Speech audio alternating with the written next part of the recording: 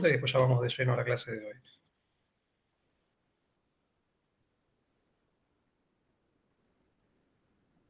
Bueno, dale, sí, hacemos así. La dejamos para el final entonces. La clase hoy va a ser una clase bastante abarcativa, pero breve, porque en realidad son dos capítulos, que son el capítulo 11 y 12.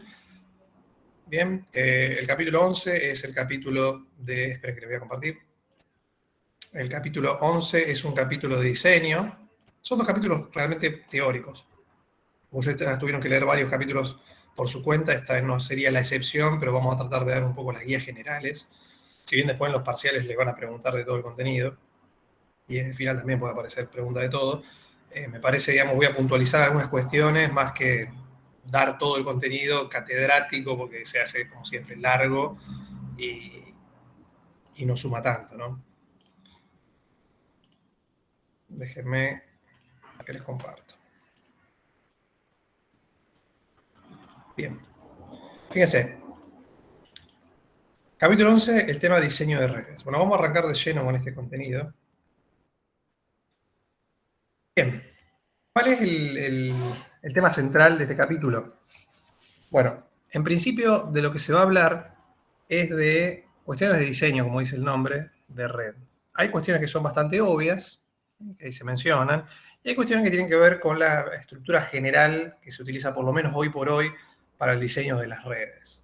Redes, estamos hablando desde redes de un tamaño medio a grande. ¿Sí? Si nosotros tenemos redes muy pequeñas, como ser las redes que nosotros tenemos en nuestros hogares, por ejemplo, no aplicarían tanto estos criterios, porque, como les digo, son prácticamente, digamos, un par de equipos y nada más. Entonces no tienen, por ejemplo, la idea de jerarquía de equipos, de estructura de capas y demás, no tiene sentido aplicarla. Son más bien para redes de un tamaño considerable, donde tenemos varios equipos funcionando en simultáneo. Pero bueno, el tema del diseño de redes viene por varias cuestiones. Una de las cuestiones fundamentales es la necesidad de escalar una red. ¿Sí? ¿Qué es escalar una red? Es cuando la red crece. Cuando la red va creciendo a medida que evoluciona, claramente tenemos que tener algún tipo de criterio de diseño, tanto para lo que es el escalamiento en sí mismo, cómo vamos a ir agregando nuevos equipos de clientes, digamos, por la necesidad de agregar nuevos equipos de clientes, obviamente vamos a tener que agregar equipos de procesamiento, routers y switch, digamos. Y también el escalamiento hay que tenerlo en cuenta en el diseño de esa red. Con esto, ¿qué quiero decir? Que cuando uno ya empieza a pensar tal vez una red de cero, tiene que de alguna forma pensar cómo esa red a futuro va a crecer. ¿Sí? Acá no solamente hablamos del aspecto técnico de las capacidades de los equipos en sí mismos, ¿sí? La capacidad de un equipo de escalar se refiere a si es un equipo que tiene varios slots libres, si se le puede agregar placas a futuro, puertos, qué capacidad de procesamiento puede tener, de memoria y demás, para procesar todos esos puertos a donde se va a crecer a futuro.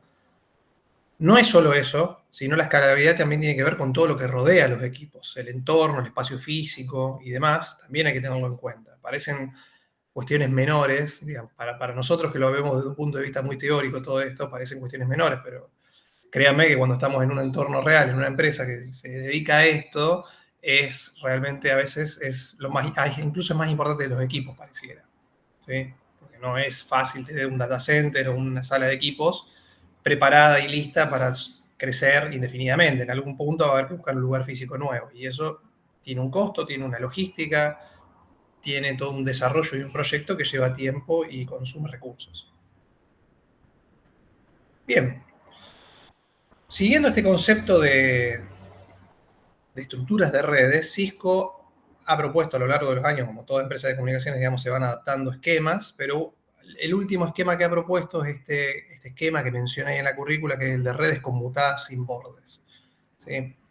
Es un esquema bastante, digamos, flexible, ¿sí? Es flexible, es redundante, así que también soporta, digamos, robusto en el sentido de las fallas, y tiene un diseño bastante moderno. Ese diseño de Cisco Borderless o sin fronteras, en realidad, como les digo, es una propuesta de diseño que ellos adoptan cuando dan soluciones. Cisco, como otras empresas también, no solamente vende equipamiento, sino que también vende soluciones. Las empresas de telecomunicaciones le piden a Cisco que les arme las redes. ¿Sí? El know-how también lo tienen como para hacer ese tipo de cuestiones. Y una de las premisas es armar este tipo de redes, ¿sí? Donde nosotros tenemos campus que le llaman, ¿sí? O podríamos decir redes geográficamente cercanas, una WAN podría ser, ¿sí? Un sector de una red de tamaños pequeños, medianos y grandes. Y en cada tipo de red va a tener su criterio de, digamos, conectividad también. Todos esos campus vinculados entre sí a través de conexiones WAN propietarias o a través de conexiones que se montan sobre Internet, ¿sí? Fundamentalmente VPNs, que es lo que vieron el otro día con Renzo y van a seguir viendo el tema, ¿no? Le falta un par de... Bueno, no sé si ya lo empezó o no, pero bueno, es un tema que van a ver ya, si es que no lo están viendo. Y bueno, fundamentalmente es el diseño apunta a esto, ¿no? A una conectividad entre los campus, pero dentro de cada campus también se respeta una estructura jerárquica de equipos, que es lo que vamos a ver a continuación. Básicamente nosotros tenemos dentro de cada campus, siguiendo este criterio, y esto sí es más allá de la recomendación de Cisco, de esto de Cisco Borderless, que de vuelta no solamente tiene que ver con el diseño y la conectividad de las redes, sino la capacidad de tener redundancias, de incorporar el tema de redes inalámbricas, todo eso está metido acá, no en este diagrama, pero está embebido en la idea de Cisco de estas redes sin fronteras, ¿no? Pero esta estructura jerárquica que se repita dentro de cada campus y que a su vez es bien conocido, digamos, en el ámbito del networking, es también un diseño que se ha adoptado ya desde hace bastante tiempo y que tiene buenos resultados, realmente funciona y se sigue manteniendo porque evidentemente, digamos, ha conformado por lo menos el mundo de las telco y no ha tenido un elemento superador, claramente. ¿Qué son estos modelos de 2 niveles o de 3 niveles? Fundamentalmente, el modelo de 3 niveles, en realidad, consta justamente de 3 capas, que se le llama, que son distintas jerarquías de equipo. Cada equipo en cada capa tiene una relevancia, podríamos decir, de acuerdo a en qué capa se encuentra. La capa de más abajo, ¿sí? Esta que ven acá abajo, es lo que se llama la capa de acceso. Bien, en la capa de acceso o capa de agregación también se la conoce, es la capa donde tenemos todos los equipos que van a estar de cara a los clientes, que nos va a permitir la conectividad de los clientes. ¿Se entiende? O sea, es la capa donde se encuentra finalmente la interfaz cliente-proveedor de servicio. Bien. La capa de acceso está caracterizada por tener una relativa baja redundancia, ¿sí? Pero es una capa donde se encuentra la mayor cantidad y diversidad de equipamiento, en términos generales estamos hablando. ¿Sí? ¿Por qué digo esto? Porque acá donde vamos a tener, digamos, imagínense una empresa muy grande que tiene un montón de clientes, un montón de conectividades. Claramente en distintos lugares geográficos puede ser que tenga distintas tecnologías de acceso, desde tecnologías inalámbricas, tecnologías por par telefónico, tecnologías por cable módem, tecnologías móviles, ¿sí? Estoy nombrando solo algunas, y dentro de cada una de esas hay un montón de diversidad también.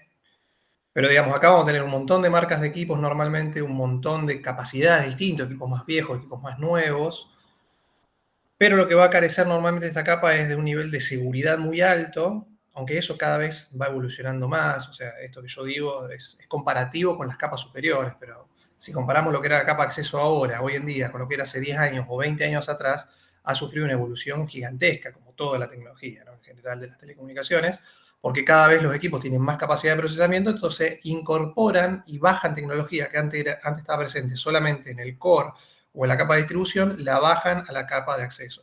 ¿Sí? Cuestiones de seguridad, de velocidad de procesamiento, de distribución de contenidos, calidad de servicio, ¿sí? Que, digamos, en otro momento de la historia no eran parte todas esas cualidades de la capa de acceso, se mantenían acá arriba. Bien. Pero eso obviamente es una ventaja, que estos equipos puedan procesar más información implica que hay menos cuestiones que se resuelven en el procesamiento de estos equipos que son más críticos. Bien. La capa siguiente, como les dije, es la capa de distribución. Ya en la capa de distribución tenemos lo que es la redundancia de conectividad de estos equipos, si es que la tienen, ¿sí? Porque los equipos de acceso generalmente, como les digo, no son redundantes. O sea, un equipo de acceso atiende una cierta cantidad de clientes, pero normalmente no está redundado, no tiene doble fuente de alimentación a veces, o no tiene un equipo de backup que pueda derivar su tráfico. Si este equipo, por ejemplo, este switch muere por algún motivo, el tráfico de estos clientes queda aislado, digamos. No tiene manera de conectarse automáticamente a otro switch y seguir funcionando. Parece contradictorio que la capa de acceso no tenga redundancia. Uno diría, pero ¿cómo? Si está conectado al cliente directamente, ¿cómo no va a tener redundancia? Bueno, lo que pasa es que hay que hacer un trade-off entre, digamos, lo que vale el servicio y el servicio que se está prestando. Si todos los clientes pudiéramos, o sí, obviamente nosotros como clientes quisiéramos todos tener redundancia y que nunca se nos corte el servicio, pero eso implicaría el doble de inversión, por lo menos, en equipamiento ya, y en conectividades y demás, con lo cual claramente no escala, no da una solución de servicio económicamente viable. ¿Sí? Por eso es que el acceso generalmente no tiene redundancia de cara a los clientes. Ahora, en la capa de distribución, sí, ya empezamos a ver estas cuestiones de redundancia, ¿ven? Donde tenemos equipos que cumplen la misma función, podríamos decir, o tienen conectividad de manera a atender a varios grupos de equipos de la capa de acceso.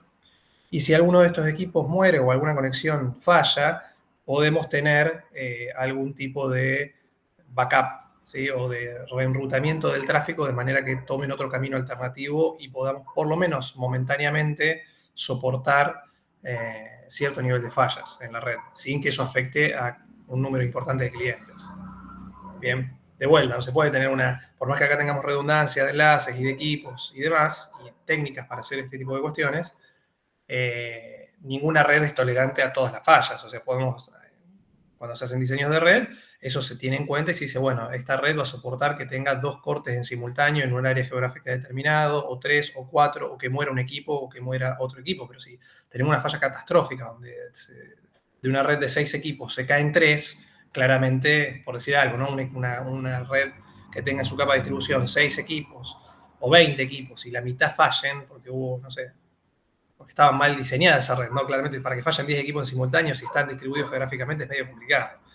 Pero bueno, si pasa una cosa así, una falla catastrófica que se llame, obviamente la red no lo va a soportar y va a haber clientes afectados. En mayor o en menor medida se va a sentir. Y después tenemos, bueno, la capa de distribución, además de este tema de redundancia, ya sí tiene capacidad de procesamiento o responsabilidad en lo que es la calidad del servicio, el tema del acceso a la seguridad, bien, controlar los accesos, por ejemplo. Y después ya tenemos lo que es la capa de core, o la capa de núcleo, o el backbone también que se conoce. Acá tenemos los equipos de mayor potencia, ¿sí? La potencia de procesamiento y la cantidad de tráfico que manejan los equipos va creciendo a medida que subimos en las capas, ¿no? Un switch o un router de capa de acceso atiende a algunos pocos clientes, mientras que un equipo del backbone justamente soporta el tráfico de todos esos clientes juntos, en simultáneo, está atravesando por varios vínculos. Por ende, obviamente, son equipos que son mucho más costosos, mucho más grandes también, y hay pocos, digamos. Se supone que también la cantidad de equipos va disminuyendo a medida que subimos, ¿sí? Si tenemos miles de equipos de acceso, vamos a tener algunos cientos de equipos de distribución y unas pocas decenas de equipos de lo que es el backbone de la red. Bien, porque justamente están diseñados para confluir todo el tráfico de la red, procesar un montón de cuestiones, pero algunas cuestiones ya quedan delegadas a la capa de distribución, y en este caso acá tenemos los troncales, los enlaces que llevan mayor capacidad de tráfico de toda nuestra red. Estos equipos obviamente tienen que tener un entorno totalmente adecuado, estar súper protegidos, redundantes, ¿sí? Normalmente con estos equipos, entre estos equipos del backbone, se forman topologías de tipo malla completa. ¿Se acuerdan cuando veíamos las topologías de red? O sea, estos equipos tienen un montón de conexiones, no solo hacia la capa de distribución, sino entre sí, de manera que si un equipo cae, enseguida todos los demás puedan tomar su tráfico y, digamos, no tener problemas en ese sentido. ¿Se entiende?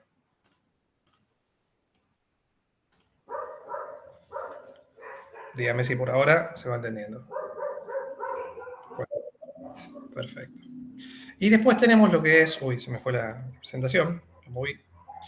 Después tenemos lo que es la capa en 2 niveles, o lo que se llama un modelo constructivo de, ¿cómo se llama? Núcleo colapsado o núcleo contraído. ¿Sí? ¿Qué quiere decir esto? Básicamente que cuando tenemos redes de campus más pequeños, ¿sí? Donde no es necesario tener una cantidad de equipos tan masiva como lo que yo hablando de los cientos de equipos de acceso y demás, como yo decía recién, podemos tener los casos donde la capa de núcleo y la capa de distribución son una sola. Bien, cuando tenemos equipamientos que pueden pueden tomar la funcionalidad de ambos grupos de equipos. Bien. De hecho, se compran equipos especializados que pueden digamos, cumplir ambas funciones. ¿Se entiende? Esta distribución de equipos no es una cuestión dogmática, digamos, que los equipos están hechos exclusivamente para hacer esto. A ver, hay empresas más pequeñas, como les digo, con menor capacidad de tráfico, que deciden utilizar ciertos equipos para lo que es la capa de núcleo y la capa de distribución, o si se quiere una capa colapsada, como está acá, y otras empresas más grandes tal vez decían usar equipos más poderosos para la capa de núcleo. Digamos, no es que uno va y compra un equipo que dice, bueno, este equipo es para la capa de distribución y nada más. ¿Sí? Y no sirve para otra cosa. No, puede servir para la capa de core, probablemente, digamos, pero tiene sus limitaciones. Eso hay que hacer un buen diseño y tener en cuenta, como les digo, capacidad de procesamiento, cantidad de tráfico que soporta y demás.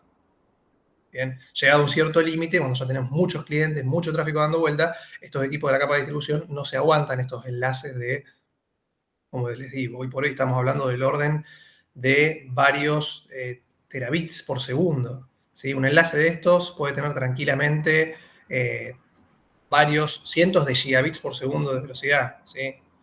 El orden de los 500 o un terabit por segundo de velocidad cada vínculo. ¿Sí? Si tenemos un equipo que tiene 10 vínculos de estos, más los vínculos que tiene la capa de distribución, imagínense todo ese tráfico pasando a través del equipo, lo tiene que poder soportar. Son equipos que se aguantan, por ejemplo, 150 terabits por segundo de procesamiento interno, o sea, son una bestialidad. Y cuestan realmente lo que vale una casa, digamos, no es algo barato, ¿no? Por eso hay pocos. Pero bueno, cumple con un montón de funcionalidad que son únicos, digamos, en ese sentido. Otra cosa que caracteriza a los equipos de acceso es que tienen una gran diversidad de tipos de puertos y de conexiones, ¿sí? Porque justamente están diseñados para conectar muchos tipos de clientes. Son equipos que realmente uno los ve y parecen, digamos, si son rackeables, son como caseteras con un montón de puertos, como ustedes vieron los switches en el laboratorio. Ese tipo de equipos son equipos de acceso. Los equipos del core o de la capa de distribución son equipos rackeables, o sea, que el equipo entero, el router entero o el switch de capa 3 entero, porque a este nivel no hay switch de capa 2, ya prácticamente no existen, digamos. Un equipo solo puede ocupar 2, 3 o 4 racks enteros. Tiene placas dedicadas exclusivamente al procesamiento, placas dedicadas a los puertos de las conexiones, placas dedicadas a las fuentes, placas dedicadas a lo que es el switch fabric, se le llama, ¿sí?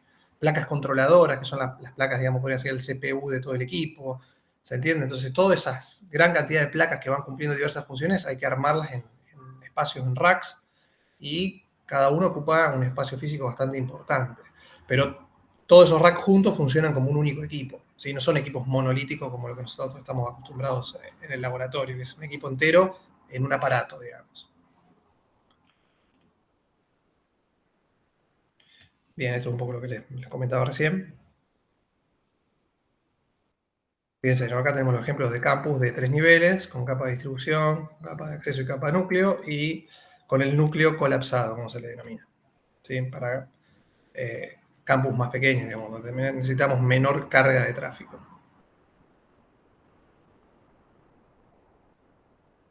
Bien. Bien, ¿cómo es que vamos a lograr la escalabilidad que hablábamos antes? ¿Sí? Bueno, justamente teniendo en cuenta 4 puntos fundamentales, que son la redundancia, la cantidad de vínculos, redundancia y múltiples vínculos podrían ser prácticamente lo mismo, protocolos de enrutamiento que escalan bien, ¿sí?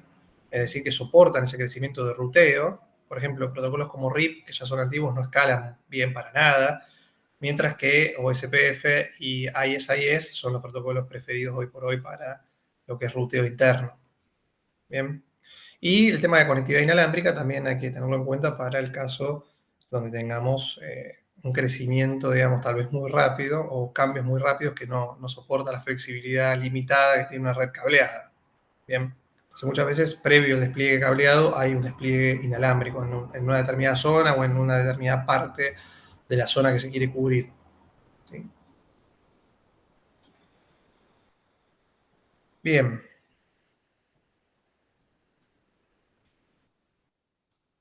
Bueno, el tema de las plataformas de los switch, más que plataformas de switch y routers, diría yo, tiene justamente que ver con esto que estábamos hablando, ¿no? ¿Qué factores de forma encontramos hoy en el mercado? ¿Qué tipo de equipamiento podemos llegar a ver? Bueno, justamente, estos son los equipos más del tipo, digamos, básicamente hay 3 grupos equipamientos o 3 clases de agrupamientos generales de todos los tipos, de todos los cientos de modelos de switch que se pueden, switch y router que pueden llegar a encontrar en cada fabricante. Básicamente tenemos, a ver si está acá. Sí. Tenemos, por ejemplo, lo que son los switch monolíticos o los equipos monolíticos, ¿sí? Que son estos que ustedes vieron en el laboratorio, donde cada equipo es un equipo en sí mismo, aislado, digamos, standalone, que se llama. Bien. Son rackeables muchas veces, tienen el factor de forma para poder colocarlo en un rack, pero son equipos independientes. Lógicamente, esos equipos casi siempre son equipos dedicados a la capa de acceso, como les decía, con gran densidad de puertos, que se les llama, y esos puertos, a su vez, tienen relativamente baja capacidad, porque son para conectar directamente los clientes. Después tenemos los switch o los routers de tipo, estos que se conectan rackeables, pero que son, ¿cómo es que se llama? Voy a no sé el nombre. Modulares, acá está la palabra, no me salía. Los equipos modulares, estos equipos modulares son justamente equipos que, digamos, se pueden justamente conectar unos con otros, tipo en cadena, ¿sí? Digamos, son unidades que parecen ser standalone, funcionan incluso como standalone, independientemente, pero se pueden expandir conectándolos, ¿ven? Con cableado, cableado propietario, ¿sí? No, estos no son cables Ethernet o cables de consola, son los cables propietarios que los vende cada fabricante, en este caso Cisco, que permite hacer esta estructura de cascada de equipos, se inconectan todos entre sí y conforman o aparentan funcionar como un único equipo. Bien. Esto tiene sus pros y sus contras, es un camino intermedio entre lo que es... estos son los stackeables, perdón, no los modulares. Los modulares son los que siguen. Estos son los modulares, los que son justamente rackeables. Esos son los equipos modulares. Estos son los stackeables. Los equipos stackeables, justamente, es un camino intermedio entre los que es standalone o equipos monolíticos y los equipos rackeables o modulares. Tienen un poco lo bueno de cada uno, pero sus limitaciones también. ¿Qué tiene de bueno? Que uno puede ir comprando equipos nuevos e ir agregándolo a la cadena sin necesidad de comprar un chasis, como se le llama entero, o sea, un rack completo con el backplane y todo lo que implica conectar las placas. ¿Se entiende? Cuando uno compra un equipo modular completo, hay que comprar el rack y hay que comprar lo que se llama el backplane, el chasis, digamos. El chasis es toda la estructura grande donde se van insertando todas las placas. Bien, que obviamente tiene un costo elevado. Esto permite que nosotros, en la medida de nuestra capacidad de inversión, podamos comprar algunos equipos y después ir creciendo y comprando, obviamente, este cable propietario. Pero bien, si bien esto parece muy lindo, obviamente tiene sus limitantes, porque la capacidad de procesamiento completa de los equipos no es lo mismo si tuviéramos placas dedicadas y demás.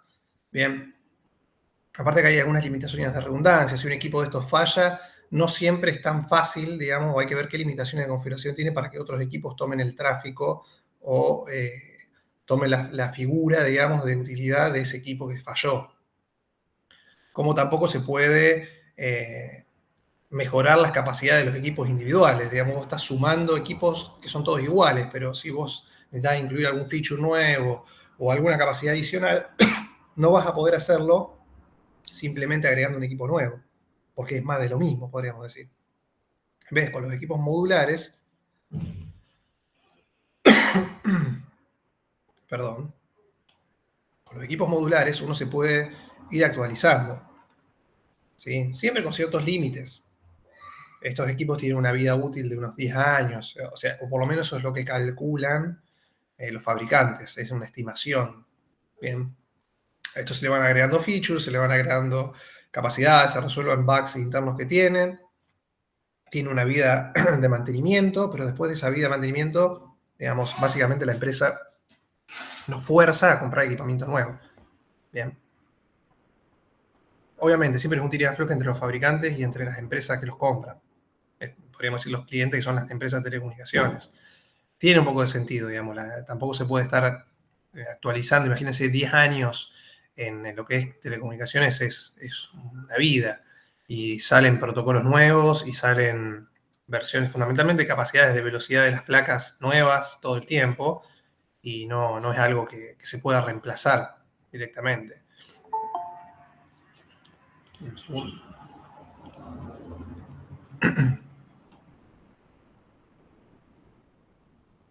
Bien.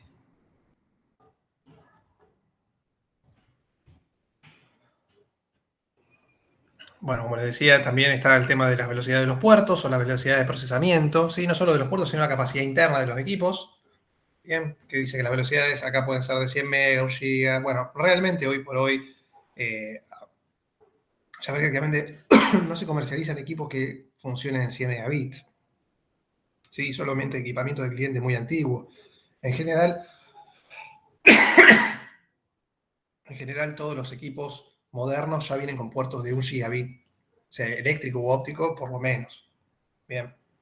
Que son compatibles también con los de 100, pero tienen capacidades máximas de 1 giga por lo menos. Al igual que, bueno, dependiendo, como les decía, en qué nivel de equipos estemos, los equipos del core, por ejemplo, diseñados para los que es el backbone de la red, hoy por hoy ya están con interfaces que llegan hasta los 400 gigas por segundo, incluso ya están definidos los estándares para las interfaces de 1 tera. Bien, o sea, esto cambia radicalmente y muy rápido. Aparte, no se olviden que si bien nosotros estamos limitados, podríamos decir de alguna forma, por interfaces que tienen una velocidad, supongan 100 GB, 400 GB, acuérdense que esto también se utiliza lo que es los bundles, o sea, juntamos interfaces en Ether Channel y tenemos simulando, digamos, caños o enlaces troncales que tienen mucha más capacidad que las interfaces individuales que lo componen. Bien.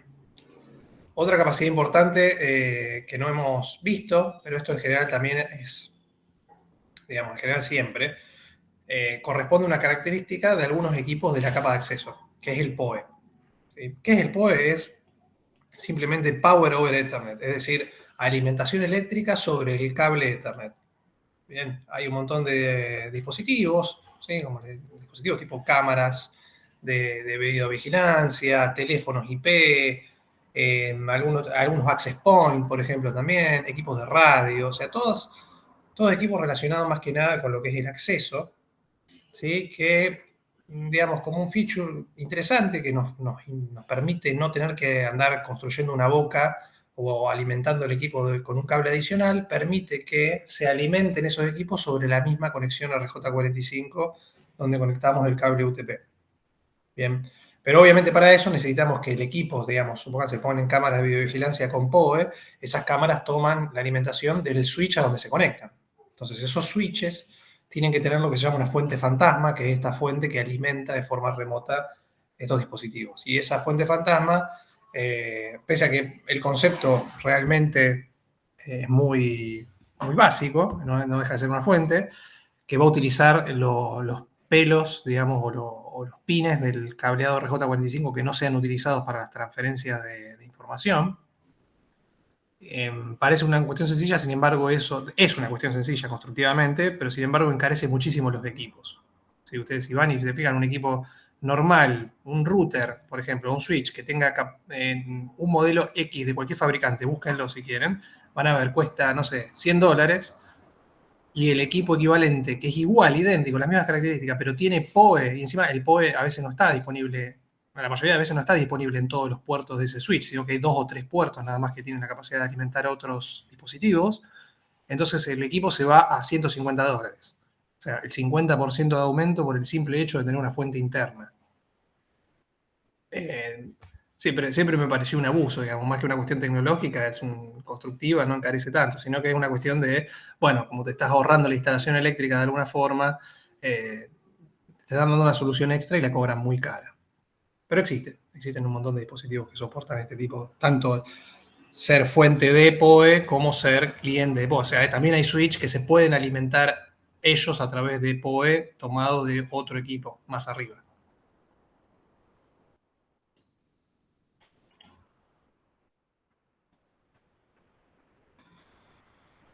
Bien.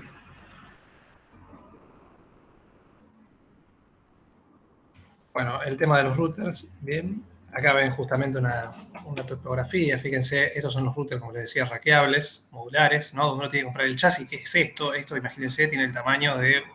Tiene 2,5 metros de alto, digamos. Una cuestión parece una heladera gigante. Y como les digo, varios de estos a veces se ponen uno al lado del otro, side by side, justamente para conformar entre todos un único router. Lo que podríamos decir un único equipo. En cada una de estas placas tienen funcionalidades distintas. Fíjense acá abajo se ven. Tenemos placas de puertos, ¿sí? para la conectividad. Acá arriba tenemos las placas de los fans, de los ventiladores. ¿Sí? Acá probablemente adentro estén las placas de procesamiento. Y así sucesivamente tenemos un montón de conexiones. Bien. Después también acá se les menciona una serie de equipos que además del factor de forma, estos que hablábamos antes, estaqueable, modular, standalone, también tenemos estos equipos que son equipos industriales que se les llaman, ¿sí? Que son equipos diseñados para trabajar en entornos con características, digamos, con ambientes bastante desfavorables, ambientes industriales justamente. En general son todos equipos monolíticos, como ven acá, ¿sí? Porque justamente el esquema del rack está diseñado para un entorno bien controlado, ¿no? Con humedad y temperatura y polvo bien disminuido y trabajando a niveles adecuados, porque justamente adentro de todo este rack lo que hay es una circulación de ventilación para enfriar todo el equipamiento, todas las placas de manera individual, de manera correcta. ¿Sí? Entonces eso tiene filtros para que no se tape y demás. Imagínense estos equipos, un rack de estos puesto en una industria no dura ni 5 minutos. Entonces están estos equipos que son bastante más duraderos, tienen características de ventilación y de filtrado más compactas, también los componentes soportan mucho mejor las altas temperaturas, descargas eléctricas también. Bueno, hay que ver las consideraciones de diseño, digamos, el datasheet de cada uno de estos, a ver qué es lo que soportan y cómo manejarlos, digamos, ¿no? Y qué beneficios de instalación tienen. Obviamente, corremos con la desventaja de que si bien soportan esos ambientes, van a tener mucha menos densidad de puertos, mucha menor capacidad de procesamiento, pero, de vuelta, en una industria, ¿sí? Se supone que en el ámbito industrial en sí, donde tienen que estar estos equipos cerca de la maquinaria, no vamos a tener una necesidad de conectividad de alta demanda, ¿sí? No vamos a necesitar puertos de 100 gigabits por segundo porque no hay, estamos hablando de miles de clientes pasando por uno de estos routers, ¿se entiende? Normalmente son para hacer lo que es la conectividad de equipos industriales, que hoy por lo menos tienen una carga de tráfico relativamente baja. Aunque todo eso va creciendo, ¿sí? Ahora con el Internet de las cosas y demás, eso va a ir creciendo exponencialmente, ¿no? Cualquier cosa que tenga una conexión va a emitir datos y van a ir a través de estos equipos, en el caso de la industria. Bien.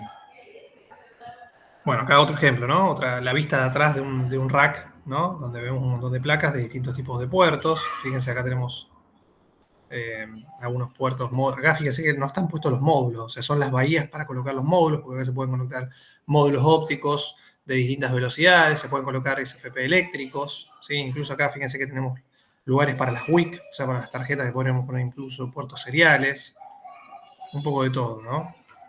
Y acá abajo tenemos lo que son justamente, normalmente son las fuentes, estas son las placas controladoras que se les suele decir, ¿ven? Estas que están acá abajo, ¿sí? Donde tenemos la conectividad del management, la consola, puertos de USB, y acá abajo tenemos lo que son los power modules, es decir, las fuentes de alimentación, redundantes. ¿Sí? Redundante porque digo, digamos, supónganse, acá hay 10 placas, normalmente el esquema es que el equipo entero puede funcionar con 5 placas, nada más, pero se le colocan 10 justamente para hacer la doble redundancia. Si alguna de estas placas falla, el equipo puede seguir funcionando. De hecho, puede fallar la mitad de las placas y el equipo debería poder seguir funcionando por un tiempo al menos. Bien. Además de la redundancia de alimentación, todos estos equipos del core y de la capa de distribución normalmente, como les digo, están en data centers, y los data centers tienen obviamente la alimentación controlada, duplicada, estabilizada, y además tienen las fuentes de emergencia, tienen las UPS, digamos, si hay algún nivel de falla de alimentación eléctrica de toda la central, casi siempre tienen por lo menos algún tipo de generador que les da algunas horas de independencia, ¿no? Porque si no, imagínense que cada vez que se corta la luz en una central importante, se caería la ciudad entera de las comunicaciones. Bien, cuando pasa por alguno de estos equipos de tráfico bastante compactos, ¿no? Bien, eso es un poco el repaso de este capítulo. Bien, fui un poco rápido, ya les digo, es mucho para leer y repasar, pero hay muchos conceptos que ustedes ya vieron, no le estamos aportando nada nuevo, sino les comenté un poco de digamos, la clase de equipos que no tenemos la posibilidad de verlos porque no los tenemos en el laboratorio. Esto sería lindo, poder ir a un data center y mostrárselos. La verdad es que no se puede. Es difícil lograr que alguien, hoy por hoy, entrar a las empresas con el tema de las ART y demás es muy complicado. Entonces realmente se lo tienen que un poco imaginárselo, ¿no? Más allá de la foto que les muestre. Bien, ¿alguna consulta, alguna duda de esto? Bueno, paso a lo que es el siguiente capítulo, que también es un poco genérico en algunas consideraciones, que es el módulo 12 de solución de problemas de red. Esto mal que mal al final vamos a tener una... Ahí vuelvo a compartir, denme un segundo. Eh, Mal que mal podemos hacer un poco de práctica al final.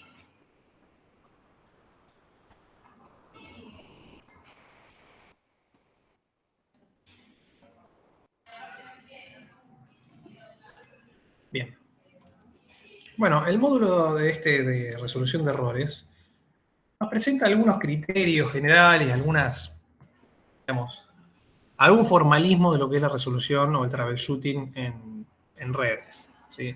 Ustedes intuitivamente ya lo han estado aplicando muchas veces, acá le damos un poquito un marco, si se quiere, una mención formal, pero no es nada nuevo ni nada que no hayamos intuitivamente, casi les diría, visto antes. Y ahora se van a dar cuenta por qué cuando empecemos a ver el detalle. Bien, como primer paso del diseño de una red serio, ¿sí? Y para que nos permita hacer un troubleshooting correcto, vamos a tener que tener en cuenta el tema de la documentación. ¿Sí? Nosotros no estamos acostumbrados a hacerlo, a veces parece una cuestión menor, pero créanme, cuando tenemos una red muy grande, enseguida saltan los problemas y es necesario, digamos, basarse en la documentación que hay. La documentación puede ser tanto a nivel de topologías, ¿sí? Tener diagramas de la red bien armados, actualizados, tener sistemas dedicados al inventario de los equipos, es decir, eh, software dedicado a lo que es la topología de la red, a cómo está armada. Incluso hoy por hoy el software obviamente se imaginan, muy avanzado y directamente pulea sobre los equipos, ¿sí? Hace las consultas por SNMP y arma solo la estructura de la red. Bien, todo eso hoy por hoy existe, gráficamente incluso y demás. Se consigue, ¿sí? Eso por un lado. También el tema de la documentación pasa no solo por eso, sino también por tener las configuraciones de los equipos y dentro de las mismas configuraciones de los equipos, por ejemplo, tratar de dar una guía de lo que está ocurriendo, ¿no? Por ejemplo, para dar un ejemplo concreto, cuando ustedes se acuerdan, hacíamos los access list y le poníamos los remarks, los comentarios, bueno, en una red bien armada o en un equipo bien configurado, se suele poner algún tipo de indicativo de lo que está haciendo un access list, porque, como les digo, tenemos access lists gigantes, llena de líneas y no tenemos ni idea de lo que está haciendo o por qué, bueno, justamente de esa forma nos mantiene a nosotros ordenados o soluciona también los problemas para todos los compañeros a futuro o actuales que tengamos que trabajen sobre esos equipos también, ¿no? Si estamos solos, bueno, tal vez podamos entendernos o acordarnos de todo. Incluso ese es un problema. Solo pasan 2 meses que no entramos en un equipo y nos olvidamos absolutamente de todo lo que tenía adentro. ¿Sí? Por eso también es útil tener este tipo de documentación. Otro tema importante para lo que es el troubleshooting es establecer lo que se llama una línea de base de tráfico de la red.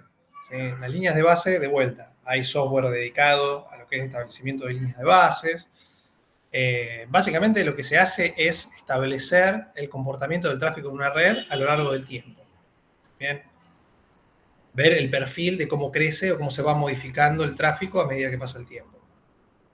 La línea de base de una red normalmente implica tiempos digamos, largos de tiempo bastante considerables. No estamos hablando de un día o dos, mínimo son algunas semanas, incluso meses y años, ¿sí? O por lo menos un año.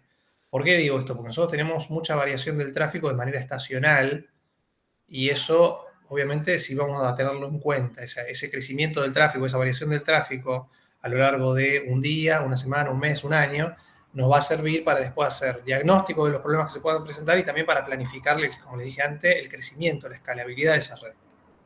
Bien, para saber a cuándo estamos llegando a los límites y a qué punto ponemos el borde, digamos, o la línea para decir, bueno, a partir de acá tengo que crecer en capacidad de mis equipos. Bien. Eso justamente se llama en línea de base.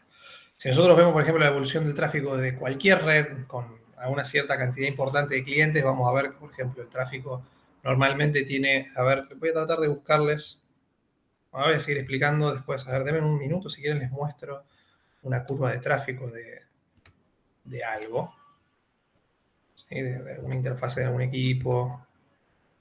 Denme un cachito que tengo que buscar un sistema, justamente que es para eso.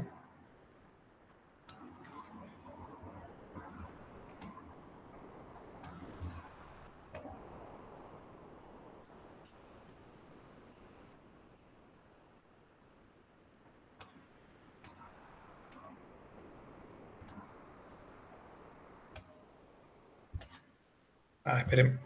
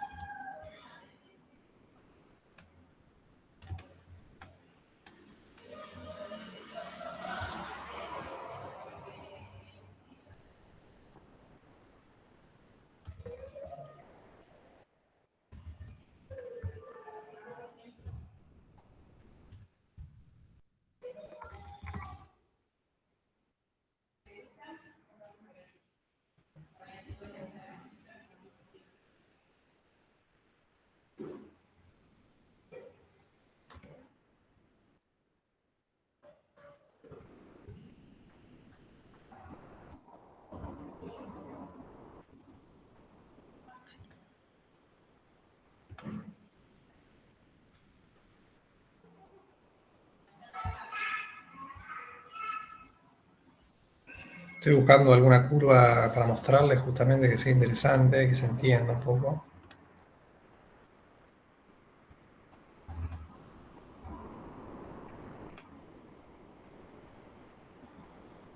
A ver.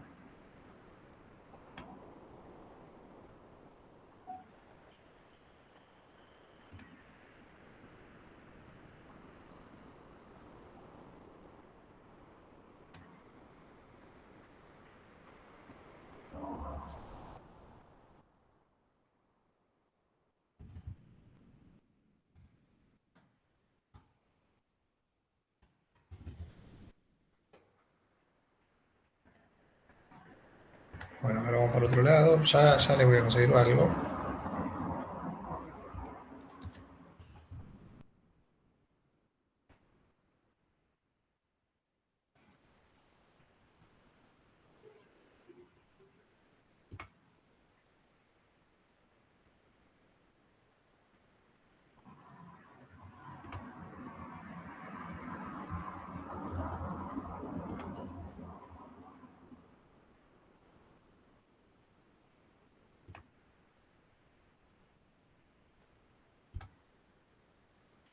Bien, acá lo tengo.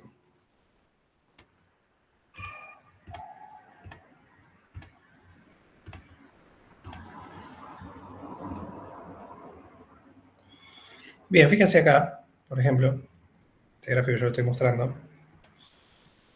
Lo que vemos básicamente, ven, es una curva de tráfico de una conexión de un equipo en particular. Bien, que tenemos acá básicamente un ancho de banda de 100 gigas, ¿sí? Perdón, está mal el ancho de banda. No, esto debe tener por lo menos 600 gigas, no sé si más también. Tendría que ver la interfase de cuántos vínculos tiene. Eh, no dice. Bueno, pero fíjense, esto tiene picos de hasta 600 gigas, hasta acá arriba. Este es un gráfico semanal. ¿Ven?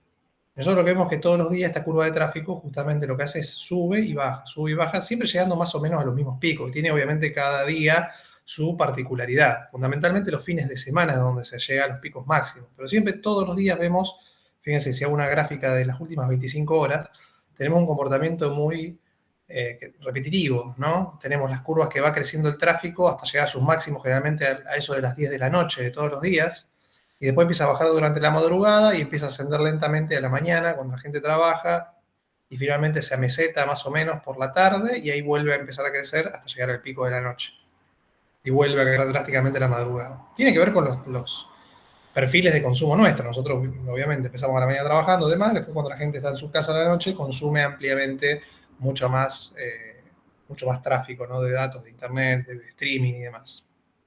Pero siempre si vamos viendo Gráfico de una semana, tenemos esta curva repetitiva. Si vemos los gráficos mensuales, ¿sí? Vemos que al correr de las semanas el tráfico, bueno, por algunos motivos, no son motivos operativos de la red, se habrá derivado el tráfico para otro lado, también tenemos estas cuestiones. Y si vemos el tráfico en un año, vamos a ver, bueno, esta interfase claramente hace un año atrás no existía, por eso no tenía nada de tráfico, pero vamos a ir a ver que el tráfico a veces va creciendo y llegado también los fines de año tenemos picos bastante considerables. Bien, pero esto es parte de lo que les digo de tener software dedicado a lo que es la generación de líneas de base.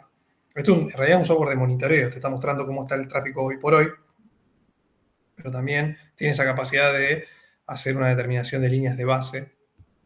Y hay otro software que está dedicado directamente a que a partir de las líneas de base tomar alguna determinación. ¿Qué decisión tomar, ¿no? ¿Cuándo es momento de crecer? ¿Cuándo es momento de mantener interfase o hacer un balanceo de tráfico distinto? Bueno, volviendo a la presentación. Bien, para medir datos, ¿sí? Para ver cómo está funcionando nuestra red, los comandos de show que ya conocemos, ¿sí? Ya hemos visto alrededor del curso. Bien. Fundamentalmente lo que es ruteo y tráfico, ¿sí? El tema de las VLAN. Bueno.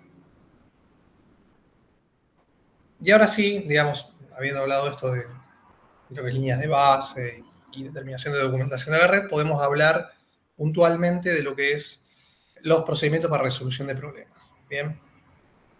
Hay un montón de métodos de resolución de problemas, ¿sí? Estos son algunos, por ejemplo. Perdón, más abajo. Bien. Cada uno tiene su particularidad o puede ser mejor o peor. Ya después, digamos, a medida que nosotros ganamos expertise en un tema determinado, ¿sí? En networking en general, vamos a poder utilizar, digamos, vamos a poder afilar nuestra puntería, podríamos decir, hacia un término o una forma general de resolución de problemas. Pero mientras tanto, digamos, tenemos distintos métodos. Tenemos los métodos, por ejemplo, el ascendente y el descendente. El método ascendente y descendente están relacionados fundamentalmente con el modelo de capas. Vuelvo un poquito para atrás, ¿sí? Está relacionado con el modelo de OSI y depende de cómo nosotros vamos a encarar un problema determinado. Supónganse, no tenemos conectividad, vamos a algo bien rudimentario, bien básico. No tenemos conexión de internet en nuestra computadora. Entonces decimos, bueno, podemos empezar con un método aleatorio, donde empezamos a probar soluciones sin ningún criterio, más o menos guiándonos por nuestro sentido común o por nuestra, digamos, por habernos encontrado ya con ese problema y saber para dónde empezar a encontrar soluciones. Ese método sería el de la deducción informada, podríamos decir, es decir, donde apuntamos a algo porque ya conocemos o intuimos que el problema viene por algún lado, pero no de forma totalmente aleatoria, ¿no? Sino porque ya hemos vivido esa experiencia o algo similar. Pero si no, podemos aplicar los métodos, por ejemplo, ascendente y descendente, que como les decía, tienen que ver con el modelo OSI. Nosotros, si aplicamos el modelo descendente, empezamos aplicando, digamos, soluciones de arriba para abajo en el modelo. ¿Sí? Donde decimos, bueno, no tenemos conexión a internet, perfecto. Empiezo probando, es el navegador, obviamente no funciona, bien. Vayamos para abajo. Probamos a nivel de la capa de transporte. ¿Sí? Hacemos un telnet a un puerto, vemos que no funciona, entonces seguimos bajando. ¿Hay conectividad de IP contra el gateway? Sí. Hacemos un ping hasta la página web que queremos llegar. ¿No llega? Bueno, evidentemente sigamos buscando y bajamos hasta que encontramos el problema en algún lugar. Bien. Lo mismo aplica para el criterio ascendente. Decimos, bueno, no tenemos conectividad hacia internet, no podemos navegar. ¿Qué hacemos? Bueno, primero revisemos la conexión física, si el cable está conectado, la conexión de internet está arriba, el Wi-Fi, sí, perfecto. Vamos a la capa de red, probamos con un ping al gateway, un ping al destino, funciona, perfecto, sigamos subiendo. ¿Entiendes? O sea, el mismo criterio, pero en el otro sentido. Uno o el otro, bueno, justamente, puede ser aleatorio o puede ser intuitivo. Nosotros, digamos, vamos por acá, vamos a solucionar el problema de esta manera, porque ya hemos tenido problemas similares. Bien. Después está también el método de divide y vencerá, digamos que es más o menos parecido a lo que acabamos de decir, pero bueno, empezamos por el medio, podríamos decir, ¿sí? Por ejemplo, por la capa de IP y empezamos a solucionar, a buscar, digamos, hacemos pruebas tanto hacia arriba del modelo como hacia abajo, en forma simultánea. Después también tenemos el método de seguimiento de la ruta, bien, ya para problemas de tráfico, digamos, de capa 3 para arriba, podemos, digamos, una vez que tenemos asegurado que el problema de capa física no es, podríamos hacer un seguimiento de la ruta, es decir, a dónde va el tráfico desde su origen hasta su destino y ver a dónde podríamos encontrar el problema, por ejemplo, con un tracer. Bien. Después también existen los modelos de sustitución y comparación, donde lo que se intenta es, digamos, tomar un equipo que está en falla o alguna parte de la configuración que vemos que está fallando y no entendemos por qué, directamente compararla con una configuración de un mismo equipo que está funcionando correctamente, ¿sí? Digamos, la típica comparación de una cosa u otra. Y la sustitución directamente ya es un método drástico, decimos, bueno, tenemos un problema ya a nivel de software, de hardware, muy complejo o que realmente después de aplicar todos los otros métodos no funcionó la resolución, entonces sustituimos el equipo completo. Bien, es un método obviamente mucho más rústico y que no, a priori, digamos, no garantiza demasiado. O sea, estamos probando porque tenemos equipos disponibles. A veces no existen los recursos ni de físicos ni de tiempo para hacer este tipo de cambio. Bien, fundamentalmente si un equipo grande que tiene muchos clientes dando vuelta, funcionales, no vamos a poder dar de baja el equipo tan fácilmente y reemplazarlo por otro. ¿Entiendes? Bien. Y muchas veces la resolución del problema tiene que ver con una iteración de estos métodos. A veces nos quedamos con un único método. A veces empezamos con un método, ¿sí? Y en base a eso, después vamos, digamos, acercándonos al origen del problema y cambiamos de método y drásticamente vamos a otro esquema. Eso también, no es que hay que hacer una cosa estructurada y seguir un único método. Bien. Por ejemplo, acá, definiendo el problema, analizamos los síntomas, bien, definimos el problema y aplicamos experiencia previa, ¿no? Si vamos por el lado de determinar el origen del problema y vemos que es orientado, o sea, está relacionado con un tema de software, bueno, nos vamos por el método top-down, ¿no? Desde la red descendente, porque ya vamos viendo que está el problema en la capa de aplicación o en las capas superiores. En vez de si estamos viendo que es un problema de origen de hardware, nos vamos por el método ascendente, ¿sí? Lo mismo si nos fuimos para el lado de encarar el problema con aplicando experiencia previa, lo que nos guíe nuestro instinto, podríamos decir, bueno, si es un problema totalmente desconocido, que nunca lo vimos, bueno, se sugiere utilizar el método ascendente, mientras que si ya es algo que ya vivimos, ya vemos por dónde viene, bueno, vamos por el método de divide y vencerás, donde apuntamos prácticamente a la capa que nos parece que está el problema y hurgar un poco ahí, si ahí no lo podemos solucionar, bueno, vamos para arriba y para abajo. Bien, pero como les digo, estos son guías orientativas. ¿Sí?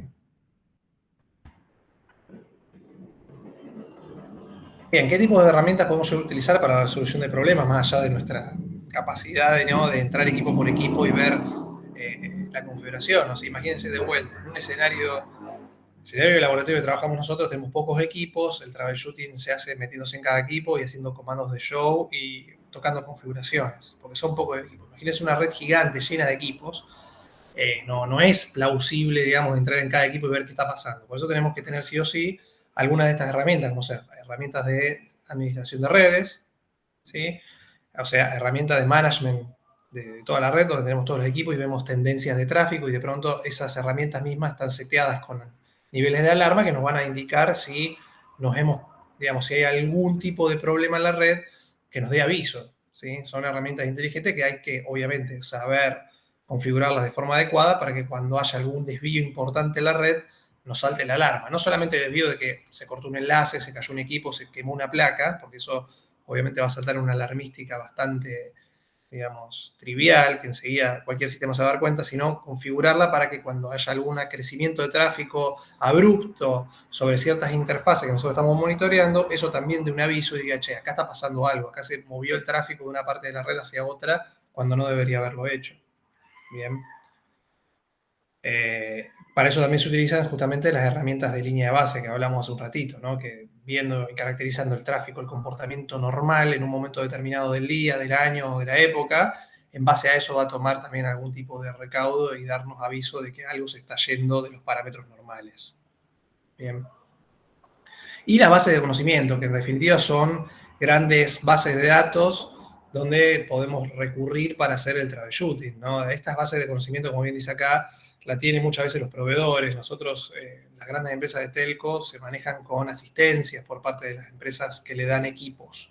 Por decir de vuelta, si tenemos Cisco, bien, obviamente todas las empresas grandes del mundo compran equipos Cisco. Cisco tiene todo un departamento a nivel global para troubleshooting. Uno llama por teléfono y dice, che, mira, me pasó tal cosa con un equipo, no puedo solucionarlo, y Cisco toma el caso y trata de solucionarlo, obviamente si son sus equipos, ¿no?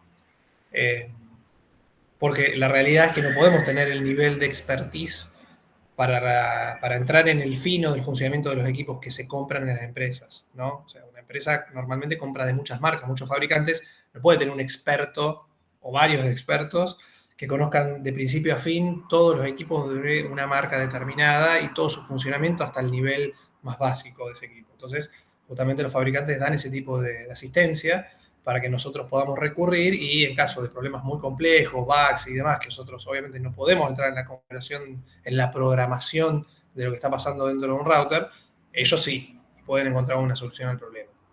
Bien.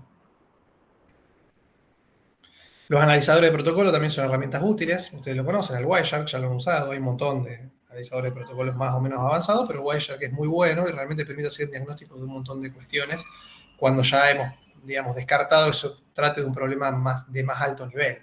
¿Sí? Cuando ya estamos viendo que no hay cuestiones funcionales, bueno, más avanzadas, podemos empezar a analizar a nivel de protocolo. De todas formas, una falla, no vamos a encontrar una falla en el protocolo normalmente. Vamos a encontrar que ciertas cuestiones tal vez de un protocolo no están llegando. Por ejemplo, ponemos un access list y entendemos que debería llegar cierto tipo de tráfico y bueno, tal vez hay un access list en el medio que lo está filtrando y con un Wireshark nos podemos llegar a dar cuenta. ¿Sí? Aunque a veces es bastante complejo analizarlo, ustedes se habrán dado cuenta. Es más fácil deducir dónde está un problema viendo las configuraciones de un equipo que analizando el tráfico de protocolo, pero en determinados tipos de problemas sí es muy útil y es necesario. Bien. Bien, a nivel de hardware, bueno, obviamente herramientas tipo multímetro, analizador de cableados, nada, digamos, hay un montón de herramientas, ¿sí? También para analizar, digamos, espectrómetros, hay OTDR para lo que es fibra, respecto a los reflectómetros también para medir fallas en los coaxiles y en la fibra también, o sea, hay un montón de herramientas realmente para análisis de lo que es cableado y hardware. Bien. Bien, también ya yendo un poco a lo que es dentro de los equipos, ¿no? Una vez que, digamos, dejamos de lado las herramientas de monitoreo generales que miran, digamos, con un hábito de ver toda la red completa cómo se está comportando, ya si vamos de lleno a meternos en un equipo a ver qué está pasando, bueno, ahí tenemos el sistema operativo de Cisco, los otros proveedores también lo tienen, ¿no? No es que no, pero en este caso hacemos referencia a los equipos Cisco siempre, tiene el sistema operativo herramientas internas para hacer diagnóstico. ¿Sí? Por un lado tenemos lo que es el syslog, como hemos visto, el log de alarmas y el log de los eventos que están ocurriendo en el equipo. ¿Sí? También tenemos lo que son las herramientas de debugging, que nosotros no las hemos utilizado mucho a este nivel, realmente no hacemos mucho debugging, pero existen. ¿Sí? Acuérdense, el debugging son esas herramientas, esos procesos internos que tienen los routers y los switches que nos permite ver por la consola información de los eventos que van ocurriendo respecto a cierto proceso. Por ejemplo, debuguear un proceso de ruteo, debuguear un proceso de formación de adyacencias con algún protocolo particular. Bien, todos esos mensajes los podemos ir viendo, el router nos va mostrando información de lo que va aconteciendo respecto de un evento determinado, de un proceso determinado. E incluso dentro de cada uno de esos procesos que yo menciono hay subprocesos. Por ejemplo, podemos debuguear OSPF, pero OSPF es solamente la parte de la formación de adyacencia con los vecinos. O podemos debuguear OSPF si están llegando las rutas de manera correcta y ver cómo van llegando los mensajes de nuevas rutas y cómo se forman las bases de datos. Y así sucesivamente, digamos, hay un montón de subprocesos que se pueden debuguear, porque debuguear absolutamente todo es un montón de información. Prácticamente el router está mostrando todo lo que le pasa internamente. No sé, imagínense los miles de mensajes que van a salir cuando debaguemos alguno de estos procesos más complejos. Bien. Bueno, esto es bastante, digamos, evidente. Proyecto para leer no tiene ningún tipo de, digamos, son consejos generales de dónde buscar los problemas a nivel de fallas de conectividad, fallas físicas o fallas a nivel de software. Bien, y acá como un caso típico, ¿sí? O sea, un caso de falla de conectividad IP, entonces sugiere, digamos, cómo empezar a hacer un análisis, ¿no? En este caso se está usando un caso tipo divide y vencerá, porque fíjense que arrancan, dicen, cuando tenemos un problema de conectividad IP de extremo a extremo, de la PC1 no pudiendo llegar al servidor, bueno, arrancamos por la capa de red directamente, ¿bien? Y empezamos a utilizar las herramientas que conocemos, que son ping y tracer, ¿bien? Para ver dónde se están perdiendo esos paquetes a nivel de capa 3. ¿Sí? También vamos a analizar lo que es la capa física, viendo si la interfaz está arriba, si tiene errores, si tiene algún drop o hay algún tipo de problema sobre la interfaz. Revisamos las compatibilidades full duplex para ver si esa conectividad obviamente funciona bien. En este caso había una falla. Bien. Bueno, no, en realidad esto estaba. Esta es otra interfaz que está mostrando. Acá hicimos un show de la interfaz Gigabit 00, está todo perfecto. Cuando va a hacer un show de la faz Ethernet 020, de un lado estaba full duplex y del otro lado está half duplex. Bien. Entonces, obviamente, hay que configurarlo para que sea compatible. ¿Qué más? Verificar, en este caso, como es una PC, estamos verificando que la tabla de RP tenga la IP del gateway almacenada en su tabla de RP, con lo cual a nivel de capa 2 ya prácticamente podríamos decir que el problema está solucionado. El tema de la asignación de las VLANs, verificar si el gateway es el correcto, el gateway predeterminado, o sea, ya estamos a nivel de IP. ¿Sí? Entonces, sobre el router vamos a verificar con el show IP root, sobre la PC vamos a verificar con el root print o con el netstat-r, ¿se acuerdan de esos dos comandos que nos dejaban ver la tabla de enrutamiento de la PC1? ¿Sí? Bueno, en el caso de IPv6 también, cuando tengamos algún tipo de conectividad IPv6 hay que revisar con los comandos show IPv6 para ver qué dirección tenemos conectada, si tenemos la de link local, y en el caso del router tenemos que, bueno, si vemos que no hay, tenemos que agregar justamente la configuración de IPv6, o sea, tenemos que crearla. ¿Sí?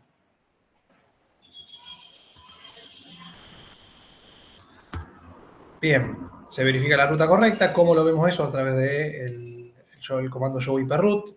En todos los routers que atravesemos, en este caso R1, R2 y R3, podemos ver todo el camino de ruteo, a ver si efectivamente se están tomando las decisiones correctas. Acuérdense, cuando hacemos un ping, o en general cuando tenemos cualquier tipo de tráfico, va a ser bidireccional. Entonces, muchas veces es importante verificar que tenemos tanto la posibilidad de que el tráfico vaya como para que vuelva. Bien, a veces es muy común ese error de ver las tablas de enrutamiento y decir, pero sí, obvio, yo tengo esta IP de origen, 10.1, 10.10, tengo toda la ruta para llegar a la 172.16.1.100. Ahora, la pregunta es, ¿tenés la ruta para que si hay tráfico que va a la 10.1, 10.10, pueda pegar la vuelta? Bueno, eso hay que tenerlo siempre en mente. Profe, Sí. una consulta. ¿Yo podría brindar asistencia remota? ¿Hay alguna manera, a través de SSH o algo, que tenga la persona con problemas ahí y yo esté en otra ciudad y me llame por teléfono y me diga, no tengo internet? Y empiezo a meterme a la red hasta ver dónde está. La respuesta corta y larga sí, obviamente, sí. Hay un montón de herramientas. Lo que pasa es que todas las herramientas requieren algún tipo de que te conectes de alguna forma de manera remota si no tenés conexión. La persona No hay un... necesita conocer, ¿Cómo? o sea, la persona tiene que tener un mínimo conocimiento de decir, sí, mi IP es tal. No, No no es que, necesariamente. A ver, como herramienta, no sé si estoy entendiendo bien tu pregunta. Digamos, no hay un protocolo diseñado para eso exclusivamente. Hay un montón de software dedicado para hacer eso. Por ejemplo, TeamViewer, por ejemplo, el mismo Windows 10. A partir de Windows 10 hay una ayuda de escritorio, no se llama escritorio remoto, se llama asistencia remota o algo por el estilo, que directamente, digamos, la persona que, en ese caso estamos hablando de una PC con Windows, pero si no, el TeamViewer, por ejemplo, es un programita claro, que se instala y para controlar la PC desde claro, lejos. y te puedes meter directamente en la PC de esa persona. Y esa persona, obviamente, si vos querés controlar su equipo de red, y sí, va a tener que ir con un cable de red o un cable de consola, dependiendo de qué tipo de equipo estemos hablando, y se va a tener que poder conectar mínimamente eso, saber decirle o guiarlo en qué puerto conectarse y después ya te puedes meter vos. Pero Claro. no conozco un protocolo donde vos, fuera de Telnet y SSH, para gestión de equipos remotos y que vos no tengas una conectividad a ese equipo. Claro. ¿No? Pues yo le puedo decir, conectate a TeamViewer, no tengo internet. Ah, bueno, no puedo ayudar. Sí, no, estamos muertos, digamos. Si no tenés conexión, no tenés conexión. Claro. Magia no hace los protocolos. Por No algún sirve, lado está tiene que bien. llegar los datos, sí. Por eso te digo, podés buscarle la vuelta con un teléfono móvil y dándole datos y algo por el estilo, pero si se quedó afuera de internet y se quedó afuera y no tiene otro camino, no vas a llegar de ninguna manera. Así que lo que se trata no es meterse por afuera, sino como por adentro a la red, por la PC que esté conectada directamente. para empezar a Sí, buscarlo. sí. En el caso de redes pequeñas, domiciliarias, sí, estamos hablando de que va a tener que hablar con un cliente, y listo. En el caso de redes corporativas, redes más grandes, a veces hay lo que se llaman redes de gestión fuera de banda, ¿sí? Donde nosotros hacemos el esquema este de los routers. Imagínense que estos routers, la gestión, los cables de consola de estos equipos, están conectados a su vez a otra red en paralelo, una red que no está dedicada a llevar tráfico de los clientes sobre los enlaces, sino que lo único que tiene es la gestión de estos equipos. Y esa red, digamos, va por otro camino distinto que por donde va el tráfico. Entonces, si se corta el tráfico de estos equipos, no hace falta entrar en banda, si no entramos a la gestión por los mismos módulos o por las mismas conexiones donde iría el tráfico de los clientes, sino que entramos por esa conexión en paralelo por los cables de consola, o por los puertos de management, o por los puertos auxiliares. Digamos, todos esos puertos físicos están dedicados a la gestión de los equipos. Lo que pasa es que eso es muy costoso, hay que armar toda una red en paralelo para dar gestión a los equipos fuera de banda, y solamente se lo pueden permitir las redes grandes y en ciertos equipos, no en todos los equipos de la red.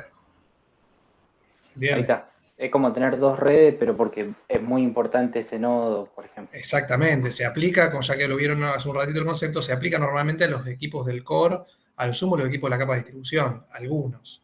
Depende del tamaño de la red, ¿no? Pero una red, imagínense una red gigante del tamaño de un país o de varias provincias, es muy difícil, digamos, que todos los equipos tengan esa red paralela, digamos, que es solamente para dar gestión. Pero sí, se usa mucho ese esquema también. Se llama gestión fuera de banda, justamente, para evitarte este tipo de problemas de que si a vos te corta, se te cae un equipo o se te mueren estos vínculos, ¿sí? Porque estos son los vínculos de tráfico de los clientes, son fibras ópticas que tal vez recorran cientos de kilómetros, se te corta esa fibra, se te quedó el equipo aislado. Entonces lo que se hace es usar esa línea en paralelo, que incluso pueden tener conexiones satelitales o conexiones con la red móvil, entonces son más difíciles de que se caigan, podríamos decir. Bien, entonces siempre vas a tener de alguna forma acceso remoto a ese equipo. Pero tiene que ser un equipo que se justifique, digamos, toda esa inversión. Pero sí, sí, eso existe y se usa mucho.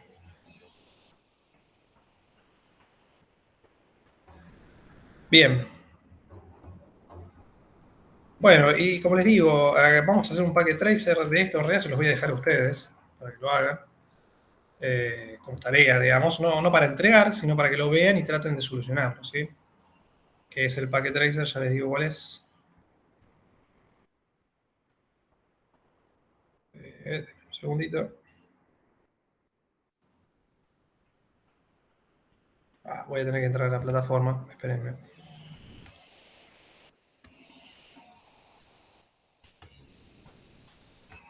Bueno, mientras tanto les voy diciendo, ya leyeron el cronograma que les pasó Renzo. La semana que viene haríamos laboratorios presenciales y después vendría lo que es el examen. Bien. Ténganlo en Profe, cuenta, tienen que hacer los parciales también, que ya los tienen todos habilitados, los que faltaban. Hay muchos capítulos que, como les digo, ustedes los tienen que leer solo, así que pónganse con eso para poder llegar en tiempo y forma al final. profesor, Sí, el, el final que mencionó usted va a ser como el parcial uno, digamos. claro, exactamente, sí. En realidad el partido final es el final de esta segunda parte, ¿no?